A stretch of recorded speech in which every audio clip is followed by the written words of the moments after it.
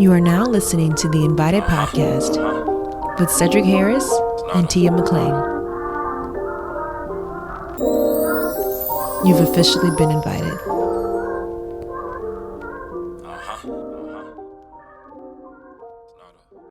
That would be so bad if we ever did a full interview and didn't press record. Okay. All right, let me get the intro going. You are now tuned into the Invited Podcast. This week, we invite Kiaya J, a certified personal trainer in Brazilian Jiu Jitsu, often referred to as BJJ. We'll be saying that throughout the rest of the interview. She's an athlete from Mississippi. Kiaya currently holds a purple belt in BJJ and has dedicated the last 5 years of her life to helping others reach their goals through fitness. She realized how much her life changed by focusing on exercise and nutrition and by being disciplined. And she wants to do that same thing for others. Thank you guys for having me.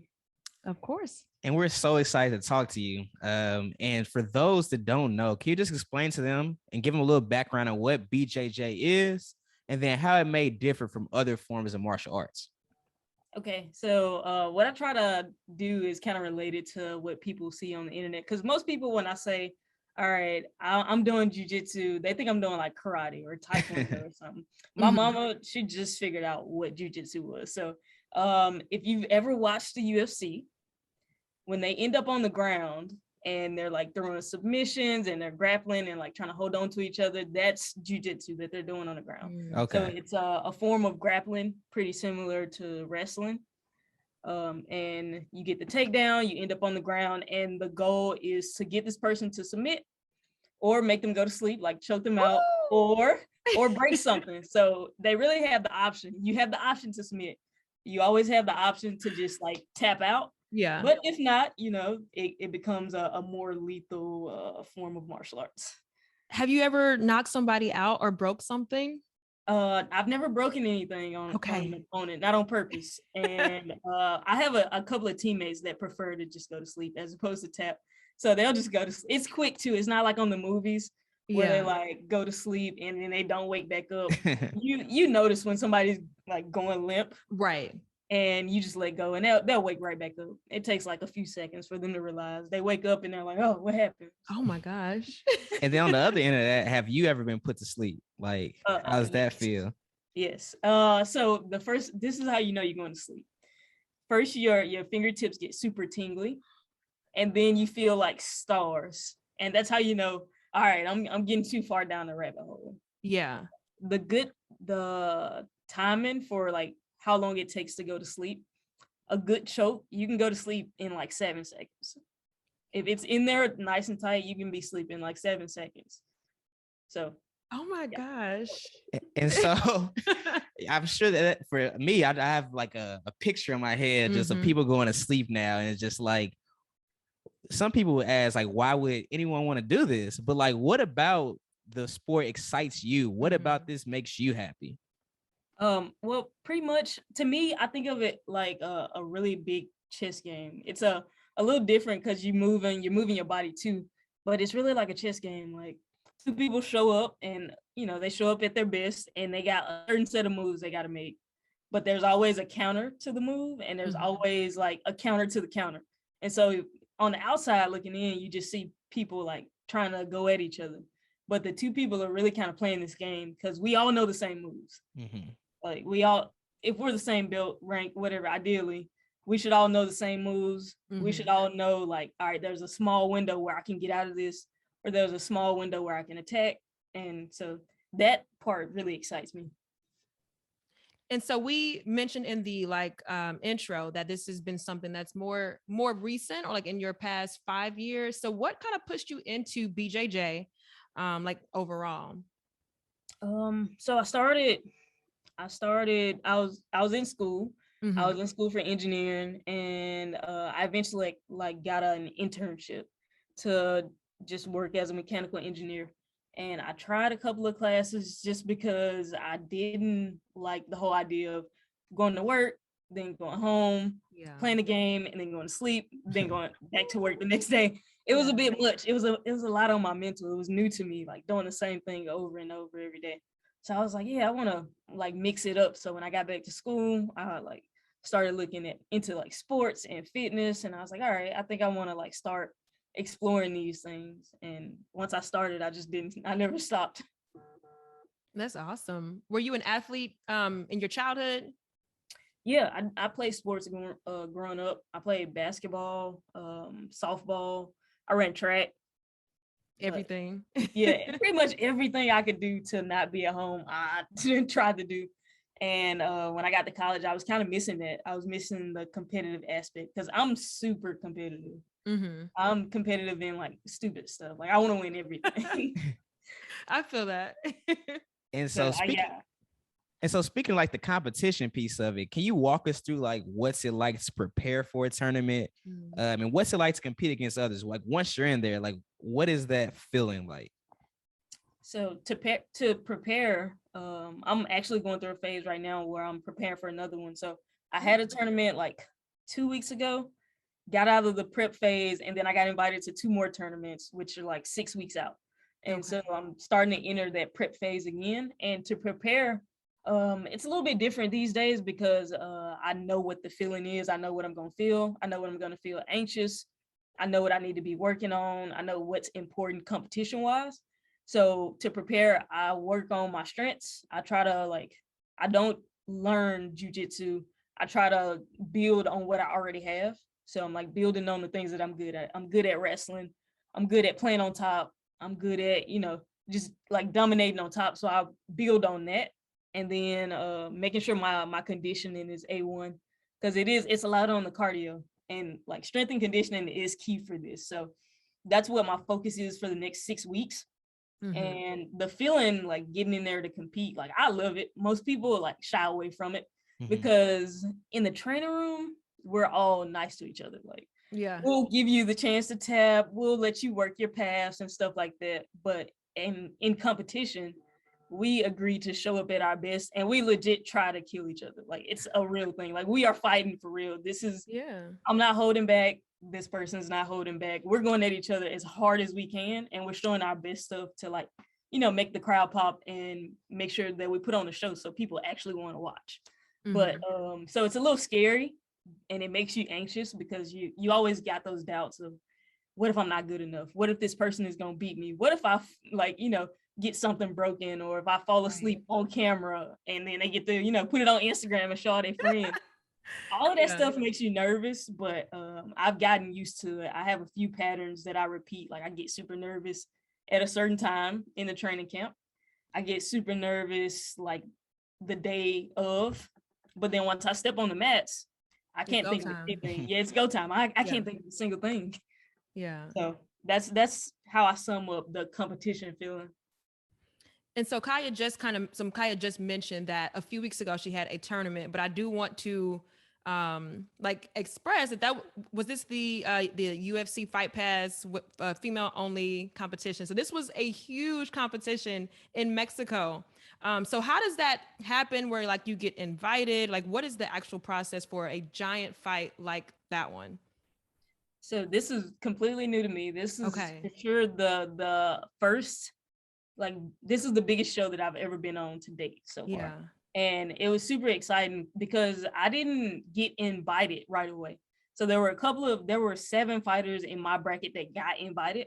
I had to fly to LA and qualify. Like I had to win a tournament to get in the tournament. And so I'm pretty new to the sport. I've been training for like 5 years, but I just hopped onto the competition scene like last year. Like professional competition scene where you can start making money, you can start making a name. I just hopped onto that scene, and so I went to LA. Nobody even really knew me much there. Like I'm just a nobody from Alabama. Like I train in Alabama. We got people from like New York and LA, they're down there, and I had to win that tournament. So I had 3 matches. I won that tournament, which gave me an auto invite to that the bigger tournament. But now, though, it's looking like because I did have a really good showing, a really good performance, I'm just going to start seeing more invites to bigger shows. So bigger and better things. Yes. Okay. And so if someone, like say you're in a match and someone doesn't tap out or someone doesn't break anything, how's a winner determined? Like how long is the showing, and like how does someone win? Okay. If there's so let's usually the matches are from 8 to 10 minutes. Okay. There are some like really wild matches where they do like 30 minutes or a no time limit. That's a thing too. So no time limit meaning you go until somebody submits or like falls out or whatever. Yeah. We've seen those go on for like 76 minutes. That is long. Yeah, just straight, Exciting. just going at it. Yeah.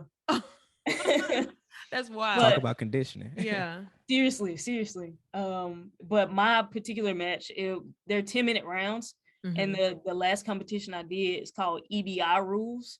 It's Eddie Bravo invitationals, and the winner is determined in overtime. So with the EBI overtimes, you have two positions that you can choose from. So you pretty much get put in a bad spot, or you get put in a good spot, and you gotta either finish it or hold on to it for longer than your opponent does. Okay. So it's like you can win on ride time, or you can win with a submission in overtime. And there's 3 rounds of that. 10 minutes is a long time. Yeah. It is. But the overtime rounds are like 2 minutes apiece. Okay. But still, you just fought for 10 minutes. You fought for 10 minutes, and now you got 2 minutes on somebody's back, or 2 minutes trying to defend a choke or something, and then you got to do it 3 more times. So it's a lot. Exhausting is what it sounds like.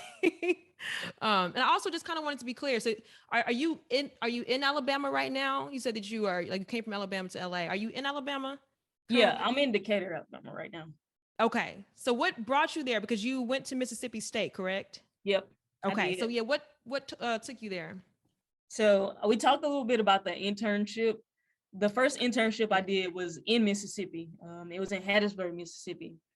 And I really didn't like it. I hated it. And I was like, maybe I don't want to be an engineer, but let me try another job to be sure. So I applied, got another internship. I got a couple of offers, one from Georgia, another company in Mississippi, and then this company in Alabama.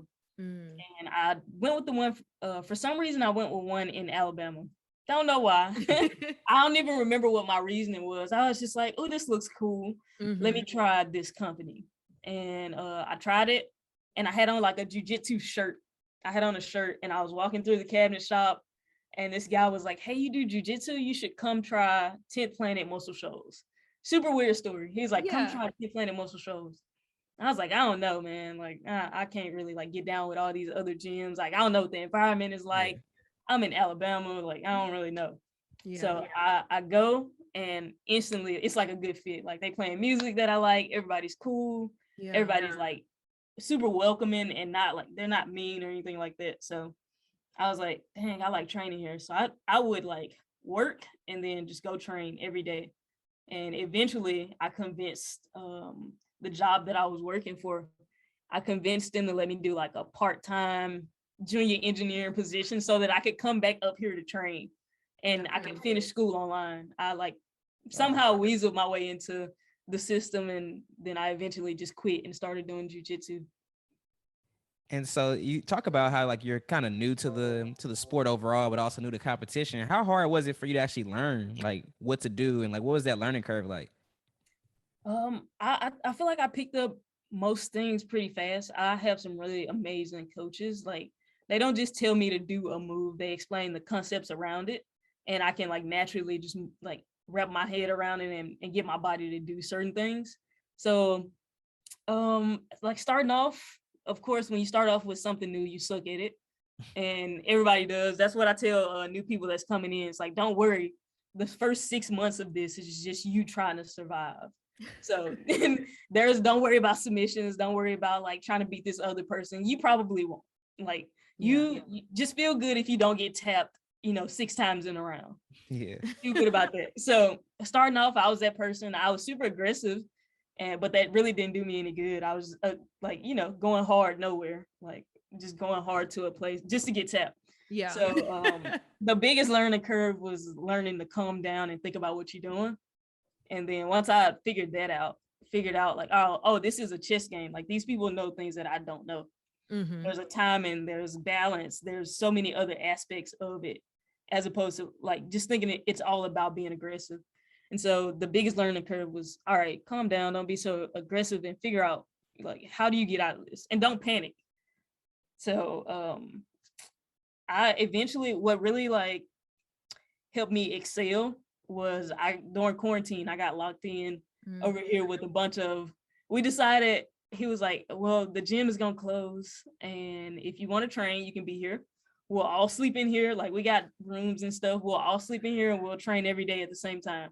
Oh, wow. Or you can just go home and that's fine, but like, we're not leaving this place. Yeah. So we all like locked in and trained every day at the same time. I got to train with like 3 black belts, a brown belt, and a purple belt. And I was just a blue belt at the time. So I was getting my my butt handed to me a lot. And that's what really like helped me excel and grow. Dedication. I know. I have 2 follow-up questions to that. Yeah. One is, like, you mentioned the belts and you're a purple belt. How long did it take you typically to go from belt to belt, and like how many more belts do you have to like the top belt? And then the second would be for the quarantine piece. How long were y'all locked in the gym together? Yeah, I always tell people that story and they're just like, what? You did what? But so belt levels, there was white, blue, purple, brown, and black. Okay. Oh. And to get a black, to go from white to black takes about 14 years for the average person. So it's not like the taekwondo where you just show up to class and you show up and you get the belt. No, like they actually have to see like improvements and stuff. And so it took me, I've been training for close to 5 years now. It took me a year and a half to get my blue belt, and then whatever the time is in between to get my purple belt. I got my purple belt 4 years in. So about two years or so. But some people can get them quicker. Some people, it takes a really long time. Again, the average time, I train every day. Like, I'm full-time training, and that's as fast as I can get it, you know? But the average person, it takes about 14 years to get a black belt. Wow. So it's real dedication there. Yeah. Also the second piece of this, how long was I locked in? About 2.5 weeks. Okay. After a while, yeah, it wasn't the entire time. Even though so we stayed in here for 2 weeks. I'm actually here right now because I like the background. We stayed in here for 2 weeks, and we like, this is when we were like taking it super serious. This is when we really didn't know what was going on, and we just like, all right, whatever, no matter what, we're gonna be training. And then when we saw like everybody outside, just, you know, the people across the street, we're in like an industrial complex. The people across the street are like outside sharing cigarettes and stuff. We're like, all right, this might not be as serious as we thought. Yeah. These people are like, you know, they out there sharing cigarettes. And so we went home, like everybody just went home, but the gym was still shut down. We just had access to train every day. Okay. So for the first like 2.5 weeks, we all stayed in this. It was like 7 of us. We stayed in this building. Putting in work. I have a side question before my real question. So this is a random thought I just had. So like, if you're training or like you're sparring with somebody, how do you know if it transitions into like a real fight? Because like, aren't you allowed to do certain things? Like, how, like, what are some of the rules that you would say, okay, now I know, like we're serious? Like, you mean like if there was like striking allowed and stuff like that? Yeah. So like, what is like allowed and like what's not in a sparring match? Okay. Well, there are a few rules, like if we're just sparring or if we're just training, period. There's no striking unless you're doing what's called combat jiu-jitsu. That's striking. And then there's no, like, you don't want to pull on like single digits, things that like purposely try to like that's unnecessary. And if anything, it's gonna make me go harder. Yeah. So we have the rule of not pulling on like single digits. You can grab a few fingers, but like pulling on single digits is no scratching and biting and stuff like that. Things that just really don't make sense. Things that don't stop the other person from hurting you. That's pretty much it. Like, if you bit me, then I would still just choke you. Yeah. Or if you punched me, I would still just choke you. Like, these things don't stop me from hurting you. They just hurt. So that's the only sense. Those are the rules. Gotcha. So those are the things that are kind of just, that's like obviously out of anger. If it's not something that's going to stop me from doing what I need to do. That helps me to understand. And so my real question was, so we learned about you live at the gym, you know, you're always training. What does a typical week look like for you? Okay. It's every day is pretty much the same, to be honest with you. I wake up in the morning and I go work out. First thing in the morning, I try to get a workout in just because the rest of the day can get kind of hectic. Like I'm like answering calls and trying to like work on my website and work on different things. So I like to go ahead and get my workout out of the way. Tuesdays and Thursdays, though, I teach a 6 a.m. jiu-jitsu class. So my workout comes after that. Okay. But typically I get a workout in and then I have some time at the house before it's time to train. I usually train 2 times a day. A typical session lasts for like 2 hours. So the first hour is just drilling, just learning a move and repeating it over and over and over and over, or a set of moves. And then the next hour is like live rolling and stuff. So I'll work out, then I'll kind of do some work at home, and then I'll go train, go home, eat, shower, do some more work, and then come back for the nighttime to train again. And then we go home, sleep, repeat. Pretty much that's it. There's Always some moving. teaching class in between, but that's it. Wow. And so you mentioned previously that you know, were in the engineering field and it just wasn't for you. What about that wasn't fulfilling for you? Honestly, I felt like I learned everything that first thing is I didn't use a calculator the entire time I was there. So I'm trying to figure out why I went through calculus 1, 2, 3, 4. Didn't use a calculator, not one time, didn't solve a single math problem or any real like problem. I felt like school was a waste of time because every problem that I solved while working as an engineer was something I could have solved without like actually going through those courses. Secondly, just having to do the same thing over, like get up, go sit in my cubicle, have these conversations with people that I don't really care for, and like the you know, the office talk, I hate it. I already don't like to socialize, but if you force me to socialize, it's even worse. So just having to do that every day and not learning anything. Like I wasn't learning anything new. Yeah. Barely. I mean, I would learn how to like deal with certain people, but that's about it. And so the difference is in jiu-jitsu, I learn something new every day. Even with moves that I think that I know, like there's always a way to fine tune it and make it just a little bit better. So I'm always learning something new. And I think you said, so mechanical engineering was your like emphasis, right? So what did you envision it to look like? So when you chose it, like what drew you into that? Honestly, I was aerospace before I decided to switch to mechanical, and I just really liked the thought of you know, airplanes and like flying and stuff.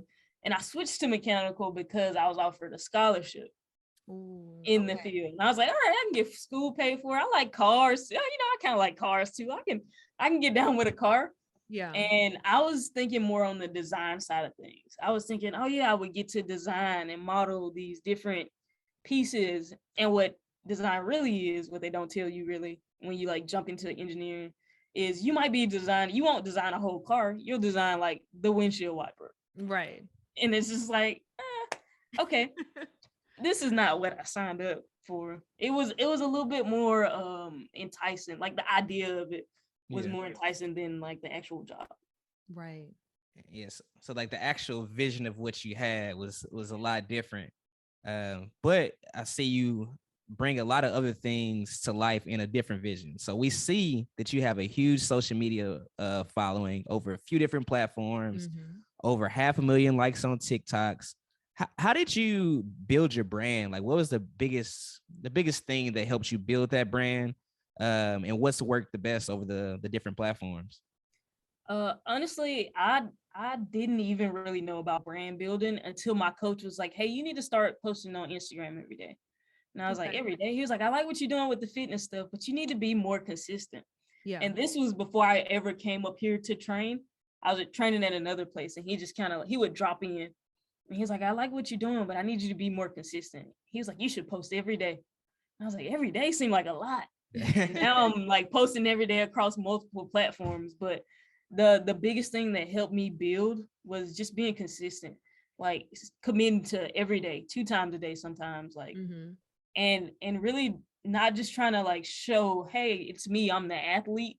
Yeah. Try to provide some value to the people that are actually like vibing with my stuff. So the biggest thing on TikTok, especially because that one is like what recently like really took off. Yeah. The biggest thing was just being consistent and again just providing value. So instead of just being like, hey, doing the little dances, doing TikTok dance and stuff, I'm here for that, but like, how can I help you is what like really helped. Like talking a little bit about my story, kind of blew up, answering questions about nutrition, fitness, all of those things draw more attention than me just saying, hey, it's me, I won this competition, I'm famous, look at me. So right, that's the biggest thing, being consistent and providing value. I like it. And so we've of course been looking at all your social media platforms. Do you edit like all of your own content? I do. You do. Mm-hmm. How did you start learning how to do that? Well, when I was deciding, when I was having my midlife or quarter life crisis, just turned 25. When I was having my crisis at school, when I like pretty much was like, I don't know if I want to do this. I just started like skipping. I ain't gonna lie, I started skipping class, and I would just sit in my room and like, I think I want to like get into fitness. Maybe I'll just be a coach and I'll do stuff online. And I was like, ooh, I want to be a YouTuber. So I started like Googling how to YouTube University, man. I started like, I was on Adobe. I bought Adobe and I would just edit videos instead of going to class. I would just sit in my room and edit videos, and I just started learning. And my first couple of videos were terrible. They still are. Some of them are kind of terrible, but now I'm just like, I learned all of this on YouTube. Yeah. I think that's one of the most beautiful things about people's like YouTube channels and their social media pages overall. Like when you do keep like when you're scrolling, like when you're really lurking and you look at how they have like progressed from super entry level, don't really know what I'm doing just yet, into okay, like look at what they're doing now. And so I think that's one thing to be super like proud of. Yeah. I look back at some of the videos and I'm like, oh my God, I should take this down. But I'm like, nope, don't do it. Keep it up there. Might inspire somebody. Exactly. Yeah, growth is definitely everything. Although we've only been in a little bit, we can see the growth in ourselves. So like already. You said, all the creators out there, keep going for sure. For sure. And I just want to switch the topic just a little bit. But it's crazy because I watched this show called Real Sports with Brian Gumbo on HBO, and they actually featured BJJ on the show, but in a different way than just like the sport itself. They're kind of talking about how police officers often are trained a lot to use their guns, but they aren't really trained in hand-to-hand combat. And that's how, a lot of situations become escalated, and then how BJJ specifically can help de-escalate a lot of situations. A lot less people will be injured, and then a lot less people will be shot because police officers actually de-escalating the situation versus just shooting. So do you think like BJJ is like really impactful in that way, as far as like de-escalating situations, and can like potentially be useful like by police forces in the case of like some sort of escalation at all? Yes, 100%. So we do actually there's a couple of gyms around. So I train at what's called Tent Planet Jiu Jitsu. And a couple of our like sister gyms they do like what's called Blue Jitsu, and it's if you're a cop, you can come train in a class full of cops. So it's not weird, like, because all right, to be honest with y'all, 10th Planet Jiu Jitsu is known for like doing drugs, like smoking weed and stuff. So it's like real weird to have a cop over here and then your homeboy over here that smell like weed. Right. So like we have classes for just specifically cops that want to come in and train, because we do believe that like if you can control a person, then there's no need to pull out a gun and shoot them, because you got the situation under control. And I agree, a lot of them you'll notice we have cops that come in here all the time, and you can tell they've never like combat, never like that. It's like you took a course over the weekend, and that's it. That was it. Yeah. And so when you actually get into a fight, it's easy to get like, it's easy to like raise the levels there, and things spiral out of control. And if you can't control it, then things happen for sure. So we try to teach them like I was saying earlier, like just calm down. You're not gonna win in the first couple of like this is important for you to learn, but it's not going to be a weekend course where you learn it right away. I believe that all cops should train jiu-jitsu in order to do their jobs effectively. So yes, 100%. I agree. I completely agree too. And I'm so glad that you said 10th. I'm so sorry, 10th Planet. 10th Planet, yep. 10th Okay. Planet. I'm so glad that you all offer, that class, because I do think that can make a huge impact on just everything that's going on, that's been going on, but is now brought to light. Right. But shifting gears again, so I want to talk about merch. So you have merchandise, you have clothing. So talk to us. She got it on right now. Talk to us about Choose Violence. Wake up and choose violence. Yeah. So I feel like everybody's heard it before. Like, it's like, oh, today I chose violence. But I took it like a little step further. I was thinking, so at first I was like, wake up and choose violence. Like, I want you to get up and be motivated and like aggressively go after the things that you want. Yes. But also, because I do jujitsu, it's also a cool thing to say. Like, we always come in here, especially for my 6 a.m. class. I'm like, oh yeah, we woke up and chose violence. It's 6 a.m. this morning. Yeah. So it's like two things. So one, I want you to like wake up and get violent about the things that you want out of life. Like, don't sit back and wait on them to come for you. Like, you go get it, get aggressive, move with a sense of urgency. Like, you only got a little time to get what you need or get what you want. So move with a sense of urgency, but also like get violent, like come in here and grapple and learn to control the violence, control the chaos. So yeah, we got hoodies, we got t-shirts. Okay. I'm actually having to restock a bunch of people. So I did a pre-sale. Yeah. And I bought like so many shirts, so many hoodies, and they're completely gone. So I we're saw. gonna drop again. Yeah, I was super shocked. Every morning I wake up, there's like 2 or 3 requests to restock at least the hoodies. Yeah. So now we're gonna try to drop again, and I'm thinking about just like making it a thing, like merch wise, just doing like limited edition collections and stuff. That would be just because I think it'd be cool to do. Yeah. Well, let us know so we can get the plug. We can get we be the early birds. You know what I I'm got saying? you. All right, I got you. And also, so what or who went into like the design overall? So was that your vision? Yeah, pretty much. So I just wake up and choose violence is something I always say. I also have like a couple of other sayings that I say.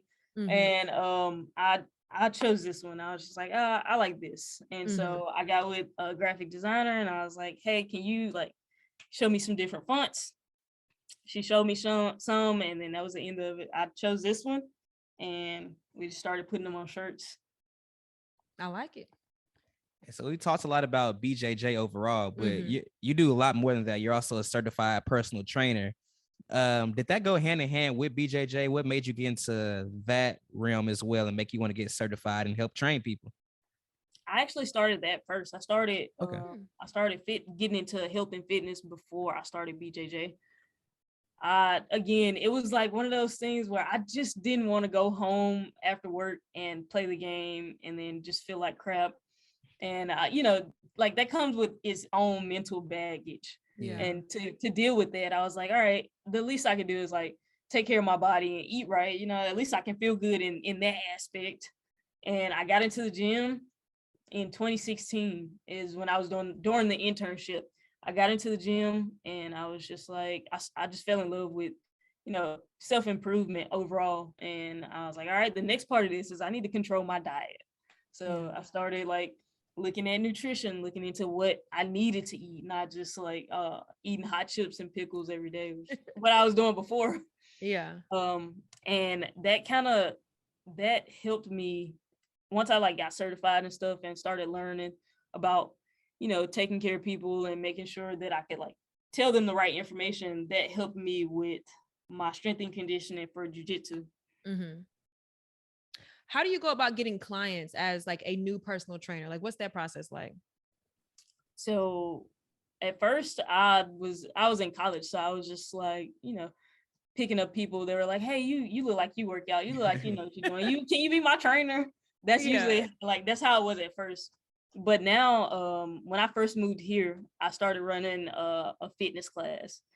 We ran something called a fitness tribe, and we would just get people in and we'd run like group fitness classes. And then I would get a couple of like one-off people that like they like the group classes, but they needed a little extra help. So then I would work with them privately. And now because my time is like all booked up really, and I can't be in a place at a certain time, especially when it's like not surrounding jiu-jitsu, I just do online training. And so a part of me building my brand was so that I could reach out and help people from all over, not just, people here in Decatur or people in Mississippi, like where I had to be somewhere. So now I just do online clients. That's smart. That's the way to do it. That's the way to reach, the biggest audience. Right. And I kind of wanted to shift back to what you just said about diet. So I had a question about that because we, of course, as people know that exercise is like vital to just life and making sure your bones and your joints are going to be good as you age. But I've heard that diet can be like more important than the like physical aspect. So how much do you like agree with that? And then tell us more about your diet. Okay. 100%. It's more important than stepping off in the gym because in order to step off in the gym, you need to feel good. Like, you need to be running on the proper fuel. I've had moments. Well, when I first stepped into the gym, I was running off of hot chips and pickles, and my workouts were trash. I was breaking my body down and not giving it the fuel that it needs to build itself back up. And so I'm just like working in reverse, and you can't do that really, because eventually it's gonna lead to like you might look good for a little while. You might have a little 4-pack going on if you got the good genes and stuff. That was me. I had like a nice little 4-pack, but you could see the fats kind of like spilling off the side just a little bit. I was like skinny fat, and it just didn't help. And especially with sports, if you're gonna play a sport, then and like perform at the top level. Then you definitely have to control your nutrition. It's way more important that you control your nutrition, as it relates to your performance, or you control your nutrition before you step off in the gym. That makes sense. And so what are, I guess, if you were to give listeners like a few quick things, what are some major parts of your own diet? Like what was that big change from hot pickles and chips? Like what did you add in? More vegetables. So I don't have a like super strict diet. Here are the few rules that I set for my diet. Okay. 80% of what I eat is nice, like natural whole foods, single ingredient foods is what I like to call them. So hot chips has more than one ingredient. Rice is only one ingredient in rice. There's only one ingredient in chicken. Okay. There's only one ingredient in asparagus, broccoli, like all of those are single ingredient foods. So 80% of what I eat is great. And then the 20% of what I eat is whatever I want. Like I don't sacrifice happiness and joy from like pastries and stuff like that in order to like get the physique or like feel good. It's not necessary. If 80% of what you eat is good, then you're good to go.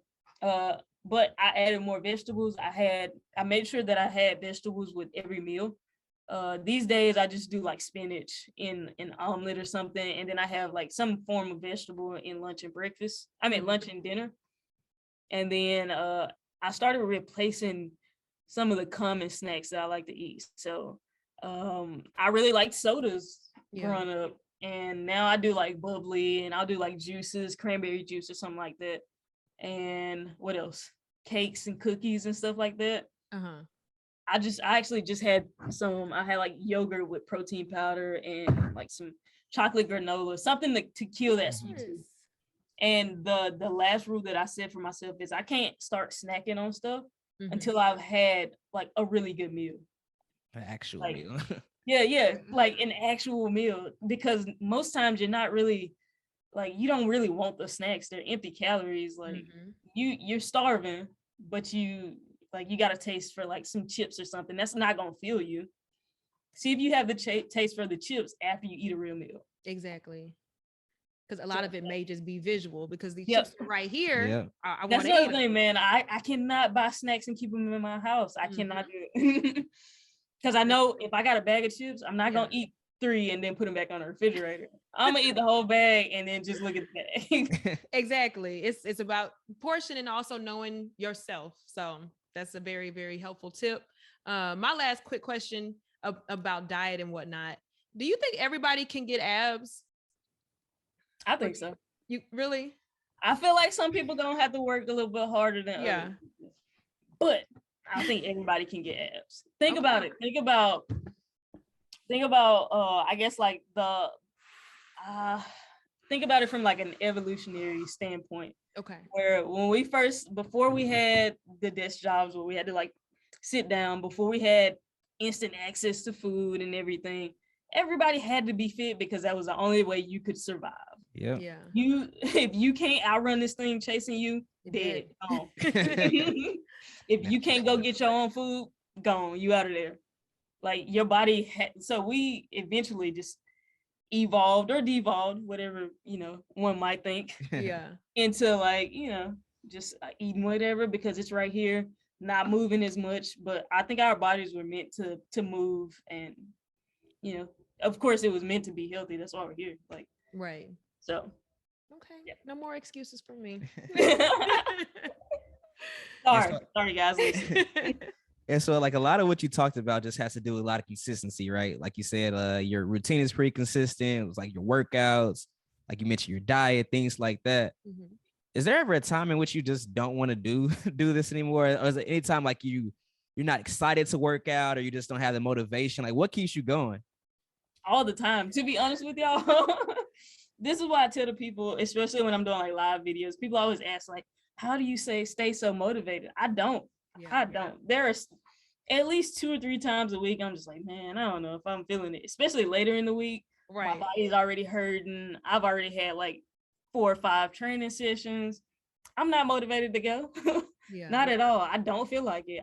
I'm tired, like, but I just set rules for myself of like, all right, no matter what happens, you're gonna go train. Like, just like you don't skip brushing your teeth. Right. You don't skip, putting on deodorant or taking a bath or whatever. You don't skip eating a meal. Mm-hmm. You can't skip training. Like, I set that as a rule, a hard rule for myself. So whether I feel like it or not, I'm gonna get up and go train. Like, right now, I'm getting ready to do surgery for my tooth or whatever. And I'm taking like antibiotics, and those will zap you more than anything. But yesterday, I felt completely drained, but I drug myself in here and I started to train. It wasn't the best training session, but I got a lot out of it. So no matter what, I just commit to training. Yeah. No excuses, like you said. So now I'm about to start setting rules for myself. Like I gotta do something every day, no matter what. Because if you could do it, we could do it too. So I think I feel like that's the difference between motivation and dedication. Because yes, like if you're motivated, of course I can get up and do it. I feel good. I feel like empowered. But dedication is when you power through the lack of, I don't want to do this. So I'm gonna have to pull some of that from Kiaya. It's a lot of days, man, especially when you're getting later on in the weight cut where you're barely eating any food. You're having to drink 2 gallons of water to get this weight off of you, and you still got to come in and train with the same intensity. There's a lot of days where I'm just like, bro, I do not want to be here. Another good thing is I have teammates. I have coaches that hold me accountable. The people around me, they don't say, oh, it's okay to take a day off. They say, they talk trash. They're like, oh, look at you. Oh, you're so weak. Look at you skipping practice. Oh, you must be hungry or something. Like, we talk trash to each other. We talk mad trash. Yeah. I have a quick follow-up to that. Like, what is that process like of like cutting weight and like things like that? I have a friend that actually, he does Muay Thai, and then he also does BJJ as well. And like, I remember one time he was preparing for a tournament. He had to be under a certain weight. He was fighting under his normal weight class. And every day I'm like, dude, I was like his motivation, like, dude, you're too heavy today. Like you got to lose some weight. Like every day. He ended up having to fight in a different weight class for that tournament because he didn't make the weight. But like, how is that process like as far as like making sure your weight is within the weight class you want to fight in, and then like kind of like cutting and making sure you're good to go for the fight? So I'm also kind of new to that too. I usually fight at 125. Okay. But a lot of opportunities have been missed because I didn't get down to I didn't even think about going down to 115. And usually I sit around like 130. Yeah. I sit around at like 130. My normal walking weight is like 128-ish. And so once I accept a fight, or I accept that I'm going to be jumping into this tournament at 115, that it starts then. like immediately. It's like, all right, we gotta turn the switch because this weight's not gonna come off on its own. And what I don't want to do is be dehydrated. There's a way you can lose 10 pounds in a day. You can lose 15 pounds in a day. Fighters do it all the time. But the thing with like jiu-jitsu, most jiu-jitsu tournaments, they have you weigh in the same day. So if you lose 15 pounds in water weight, then there's no way you're going to rehydrate in time, and you're just going to be out there dehydrated, which makes you weaker, slower, and just you have that mental fog. So immediately I start with my diet. So I started losing for this last tournament. This was the first time I really dropped down to 115. I lost, I went from 14% body fat to like 9.6, which is crazy low for a female. And I really don't like being that low for very long. So I dropped to like 9.6 body fat. Like abs I could not make them pop. Now they're kind of covered up a little bit, but so I started with my diet and exercise. So I dropped as much weight as I could, like safely, with just, dieting. And so I started limiting my calories, eating at a caloric deficit, eating less calories or burning more calories than I ate. Right. And then once I got to the point where it's like, all right, there's no more weight coming off if you continue to eat food. Yeah. The last week is when I start to cut water weight. So to cut water weight, you have to load water. And so the first 2 days, you're drinking 2 gallons of water every day. Oh my God. Then you drop to the next day, you drop to like a gallon and a half. And then you just continue to drop gallon, quarter. And then the day of, you don't have any water. The day of weigh-ins, you're thirsty, you're hungry. If you've been traveling, you're irritated. And to get to like force the last couple of pounds out, you either have to you pretty much have to overheat yourself. So whether that be sitting in a sauna, I sat in a hot tub, or you see a lot of dudes in like trash bags, like these plastic sauna suits, running and shadow boxing, and they're just trying to sweat all the water out. So you overload your system with water, you mess up all the like electrolyte balance, the sodium balance, potassium, all of that, and you just start to sweat. So the whole week of training, you just sweating like it's nobody's business. And then you get it all out, and then the hard part is like rehydrating before the competition starts. Do you ever go like the opposite way, where you have to pick up weight? So I was supposed to do this really big tournament or this really big trials. It's called ADCC trials. And they only had 2 weight classes for women, and it was below 135 and above 135, which is crazy. So I was gonna try to pick up some weight, but then this other tournament called and was like, or they messaged me and was like, hey, you want to do this tournament for some money? And I was like, oh yeah, no, I want to do this. And it's at 115. I'm close to 115. I don't have to pick up weight. This is what we're doing. Got you. And so Kiaya, if there was one thing, so we've learned about, of course, training, about your background, and about what you do currently, but if there was one thing that's not widely known about Kiaya J, would there be anything that you want people to know about you? Let's see. That's a hard question. Yeah, that is a hard question. I don't know about myself. People don't know a lot about me. That's the thing. I guess is that people don't know a lot about, like, I'm really a loner. Like, I don't talk to a lot of people. Even my coaches and my teammates, they really feel like they don't know me, because once we're done training, I will sit in my house. I don't go anywhere. I don't do anything. I train. I watch TV. I like watch my anime and stuff, and then that's it. I just repeat that whole cycle. I don't know. I don't know if there's anything else to me there, And of course, we will continue to learn just by, following you. But that is something that is new. So outside of gym, a homebody, which is same. And so with that being said, we're honored that you even hopped on here and talked to us. Yes. I could not tell that you were a loner at all or to yourself. Definitely great conversation for sure.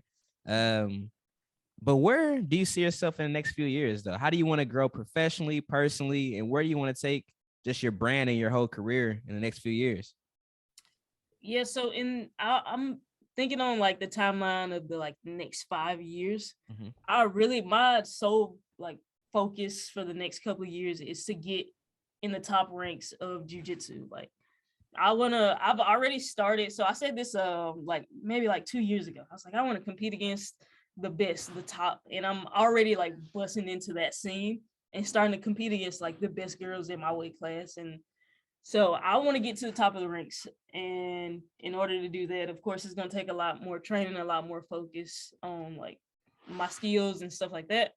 But also I would like to open up like a private facility, training facility, like a private one where I could just bring clients in with like extra mat space so that I can like, do my drills and have open mats and stuff like that.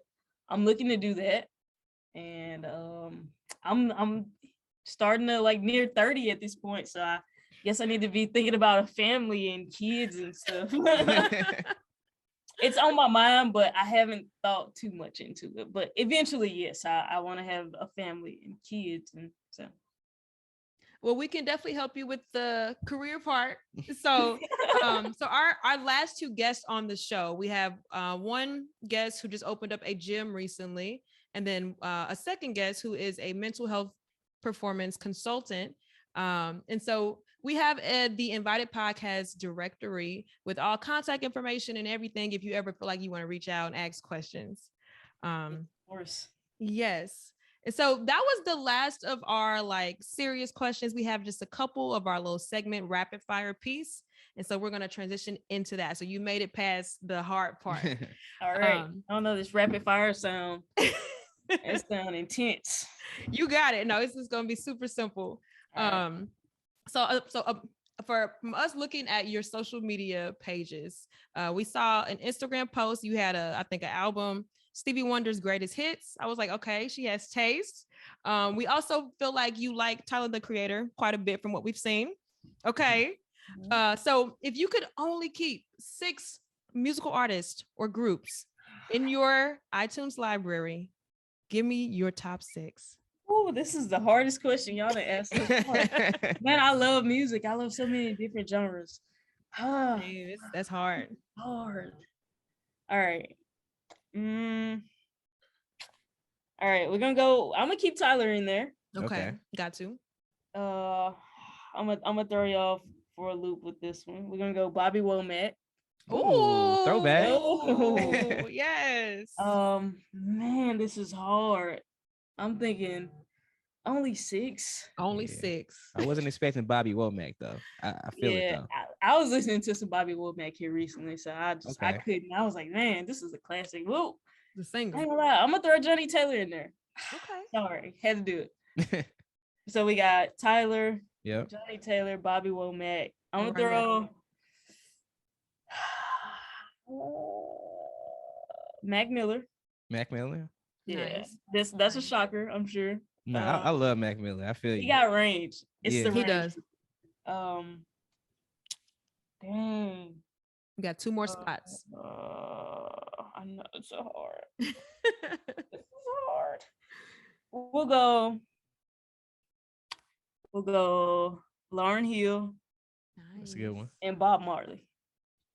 I like this lineup. Quite the range. Okay, we got some. I try to give me some range in there. Yes. Okay. And if you had to knock off just a few items off your bucket list, the next few on your bucket list, can you tell us what those would be? What do you want to knock off before you kick the bucket? Skydiving in Dubai is one. Okay. I think that's my only one, to be honest with you. Skydiving in Dubai. Yeah, that's it. Have you been skydiving at all? Like anywhere else? You guys been skydiving? Cedric has been. I have never. I went a couple years ago. It was super fun. I did it here in Dallas, like 30 minutes outside of Dallas, and it was. I wasn't afraid at all, but then like once I started falling, like all the stuff they told us not to do, I was trying to like reach back and all type of stuff, but it was fun. I would do it again. Okay. I feel like I'm gonna be terrified.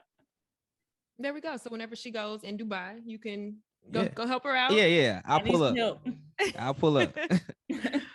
All right. A few more questions. Most non-social media app that you use, most used non-social media app. Most used TikTok. So it can't be social media. Oh, okay. Oh, app that I use. Yeah. QuickBooks. I feel like I'm always in QuickBooks, to be honest.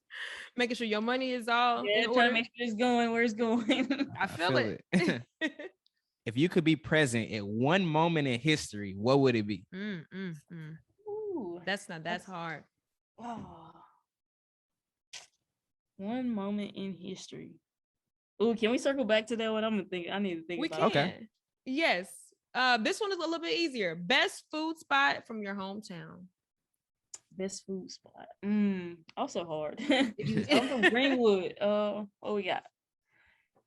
Oh, bro, I honestly do not know. Best food spot.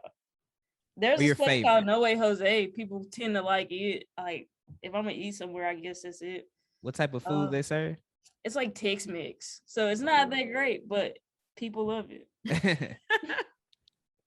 Okay, when I love Tex-Mex, so maybe the Waffle House. I mean, the Waffle House always hitting too. It's undefeated. Undefeated. Always a hit.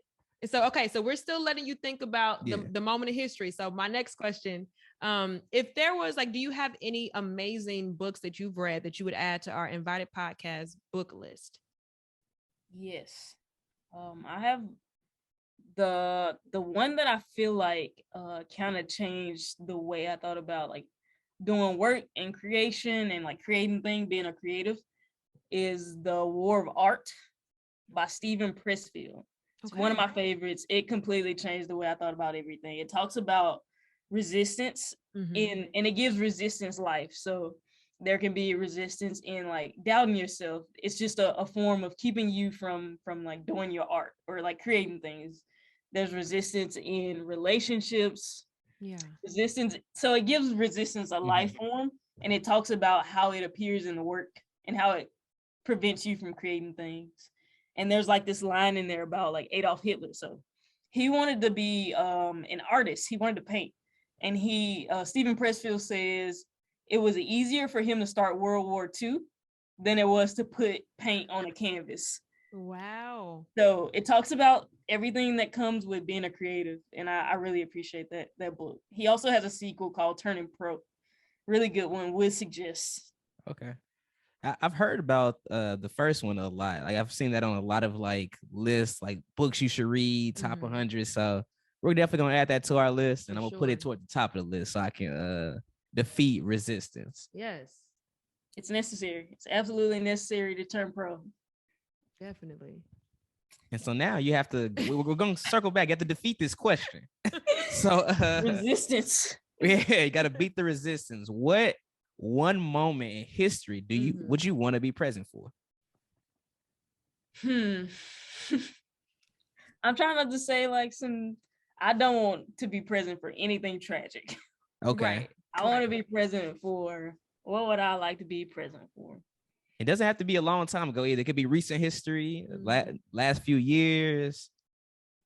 To be honest with y'all, this is the first thing that came to my mind when you said like last few years. I would have liked to be present for it's a particular UFC fight. It's Masvidal versus Ben Askren.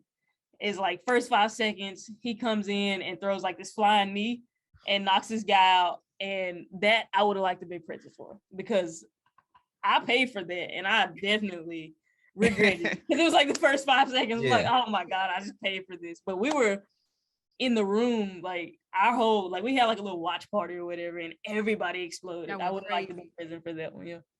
I think I saw it. I'm pretty sure I've seen the clip of that, because I mean it's only a clip. So I mean, if you've been on Twitter, you probably been seeing it. Yeah. We're gonna have to post it when we post. Yeah, for real. But cool. We just have a couple more to wrap up with. Like we talked about your following, we want to continue to follow you as you continue to grow, and we want our listeners to continue to do so as well. So where can people get tapped in with you? Go ahead, drop your social media handles, your websites. How can people schedule with you virtually? Go ahead, get the people all the goods. All right. You can find me on TikTok and Instagram at Kiaya.J. On YouTube, it's just Kiaya J. And then my website is train.kiayaj.com. And there we have, I'm actually working on releasing a membership site where you can get access to all my workouts, nutritional facts and advice, and like some recipes and stuff. And then you'll see like options for merch and how to get linked in. Very cool. And if you are listening only, it's Kiaya J. Mm-hmm. Okay. You wanna end us off like you always do? Sure. Well, I'll go ahead and do the honors. So this can apply to fitness, but just in life overall. What encouragement would you give to someone who is close to giving up on either their fitness journey, but just in any other aspect of life? What advice would you give to them to keep them going? I would say everything that you want is closer than you think. Mm-hmm.